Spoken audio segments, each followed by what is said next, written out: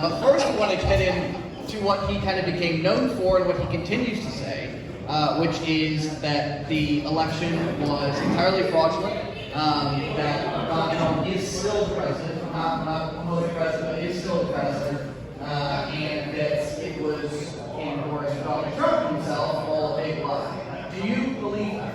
Well, first off, there are a couple things there. One is in terms of actual fraud itself. In my opinion, yes, it was fraud. The question is, we don't have quantities. We don't know what to quantify what they're actually doing. Let's say, for instance, in Pennsylvania, in Arizona, Wisconsin, and Michigan.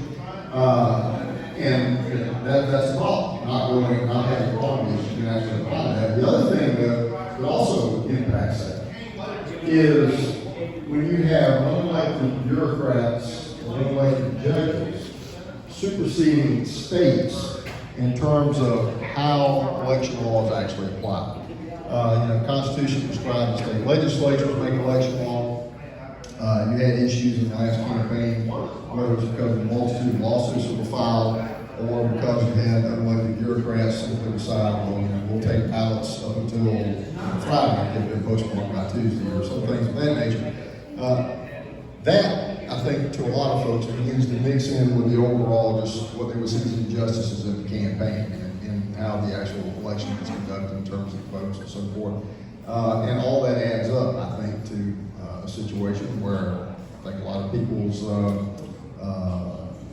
their will, I think, in a lot of cases, was superseded. But that takes us back to what legislatures need to do, protecting the legislatures, protecting their right and their ability to actually make law, make election law, and to see that stick. Here in South Carolina, this last election cycle, unlike some of those other states that I just mentioned, what we did was we fought back against attempts to do that, and we took that fight all the way to the U.S. Supreme Court, and we won. In my mind, the place to fight election fraud is before it happens, not after it happens. If wrong ballots, however they get into the ballot box, get in there, it is almost politically and legally impossible to get them out once they're in there. That's just a sad reality. So whether it is doing a better job of enforcing the application of state election law prior to elections, whether it is campaigns and parties doing a good job in terms of poll watching, poll managers, and other things of that nature, that's where you stop from having problems on the front end. I'm proud to say here in South Carolina, I think all would agree, regardless of their political affiliation, we had an election cycle in 2020 that was, generally speaking, not as problematic as we saw in some of these other states, to be kind. The biggest problem we had, I think, was in Dorchester County, where it was an issue of a vendor that didn't quite print a barcode on mail-in absentee ballots, and the barcodes that needed to be, and it wasn't able to be scanned. So they got together, they did the hand recounts for about 2 days, and they got it done. We didn't have those problems here, thankfully. And bottom line, with all those caveats noted, was Joe Biden legitimately elected president of the United States? Well, in terms of the Electoral College, yes. He won the Electoral College in that sense, and certified. Is that sufficient, Trav? It sounds like a winner to me. And I just want to say on behalf of every Democrat in the state of South Carolina, we are supporting Lynn Wood 100%. We endorse him today. We want him to be chair of the Republican Party. We want that to happen. But as it relates to election fraud, let's be realistic. The Republicans control 6 of 7 congressional seats. They control the House, the Senate, 9 constitutional offices. I want you to show me where you all committed fraud in this last election cycle. Let's turn it over to SLED immediately. I want to find it. Root it out. But I think the real premise is, Jamie, is that they are using a scare tactic to try and change the political landscape in the election system in the state. And we saw a casualty of that today. Trav Walker finally got what he wanted, and that was to get rid of Marcy Andino, the state election commission director. And it is a serious problem going forward, and it will play havoc in our presidential primaries. Let's back up. The former president, using the phrasing, the big lie. Do you agree with this phrasing, that there's a big lie connected to the most recent election? And is that an attack on democracy? And should Republicans have faith in democracy? if the former leader is taking them in that direction still? I think that goes, just testing. I think that goes back to what we were just talking about a minute ago. When you're talking about people who see whether it is things that are outright fraudulent and those issues not being addressed the way that people would think they should be addressed. And when you're looking at things that aren't technically legally fraud, but are patently unfair, all these things mixed together in the minds of voters, and it does, I think, take away some of the security that they ought to have, in terms of how the elections are being conducted. And, candidates, whether you're a school board member or you're a candidate for president of the United States, when you see that, obviously, you're going to have a problem with that. All right, we'll move on. Let me go on to Trav. Really? Y'all continue with your line. We're going to come back to that, but we want to be fair to you, so we're going to ask you about Jamie Harrison. Jamie was supposed to be your best Senate candidate in decades. Raised more than $130 million, only to lose to a Trump-aligned Lindsey Graham by 10 points. What does that tell you now about the Democrats' messaging in the state, and where do you go from here after this was supposed to be a peak year for the Democrats in the state, and it didn't happen? Well, Scholar, I think that it's a great point. It's a question that I've gotten, as Drew will say, success has many fathers, defeat but one. And the truth is there were three circumstances that occurred during that election that no one in this room could control. And that was COVID. And when you were Democrats, it changed the way in which we campaigned, meaning we had a staff of 200 or 300 people, but we couldn't send them door to door. The Republicans were not operating under COVID and the liability possibilities or issues that arose from, a field staffer spreading COVID to someone or someone catching it. We had to deal with that, so it affected the way we campaigned. The second part is this. Whether you like Lindsey Graham or not, whether you liked Amy Coney Barrett, the death of Ruth Bader Ginsburg motivated a group of voters that were not going to come out and vote for a man that cheated on his wife with a porn star. They weren't going to vote for Jamie, they just were going to stay at home.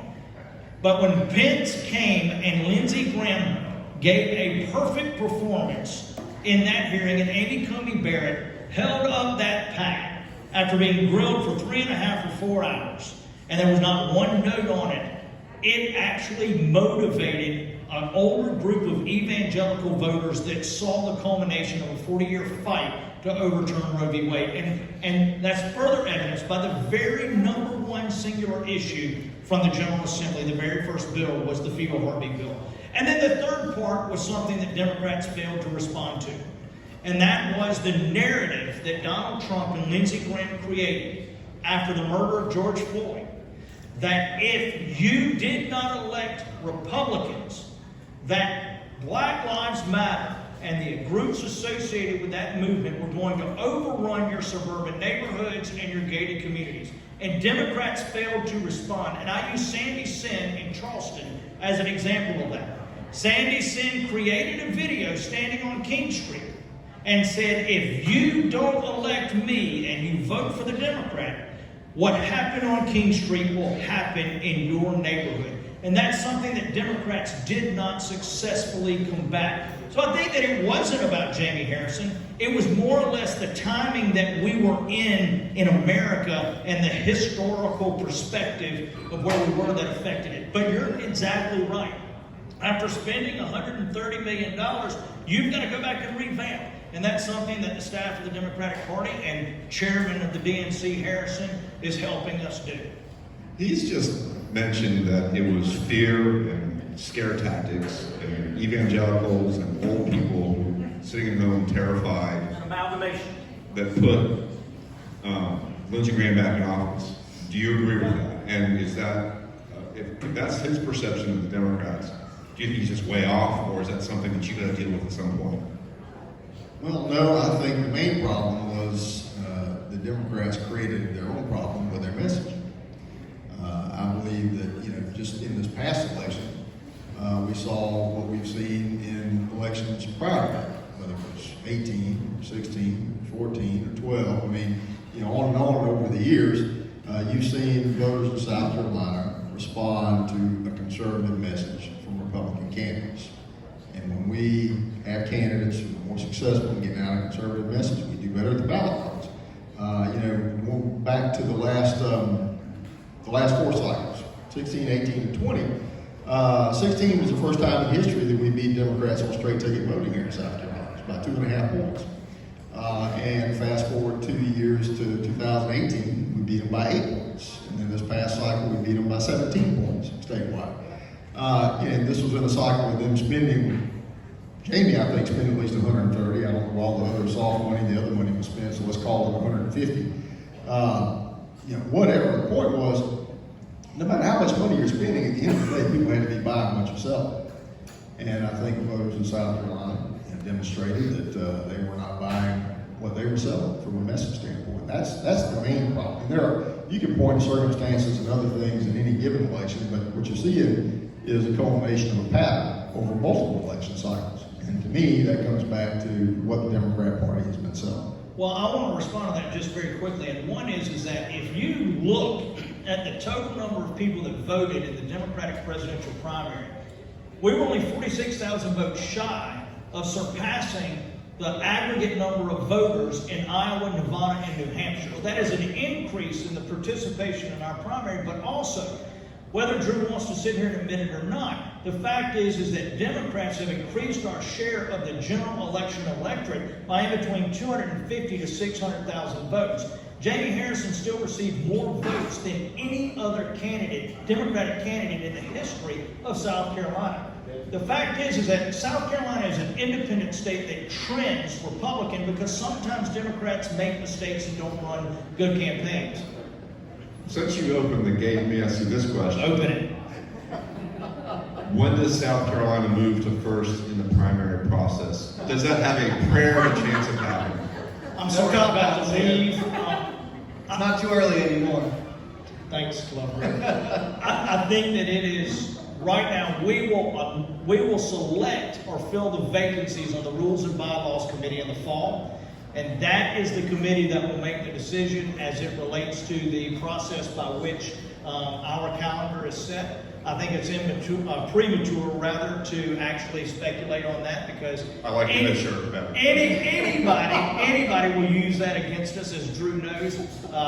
Being an only presidential nominating contest, whether it's Republican or Democrat, is a very special thing, and it is a coveted spot. And there are people on those committees who will do anything. And it's quite frankly one of the rationalizations that I use to members of the General Assembly when they talk about messing with the election process and how we vote. Because coming out of a pandemic, I don't know whether President Biden runs again. If he doesn't, there'll be a presidential primary on our side. I think more than likely there'll be one on the Republican side. But think about it. That is $100 million to $500 million investment in the state of South Carolina sales tax, the majority of which that we will need coming out of the pandemic. So the legislature, anytime they mess with our election commission, they potentially affect an injection of cash into the economy of this state. It's something they have to consider. If officials in Iowa and New Hampshire are not waiting for the Rules and Bylaws Committee to make the case that they should remain first, why should you wait until they're seated to make the case? I am a simpleton in your world. But the fact is that whether it's the Republican or the Democratic, our primary process in 2020 was flawless.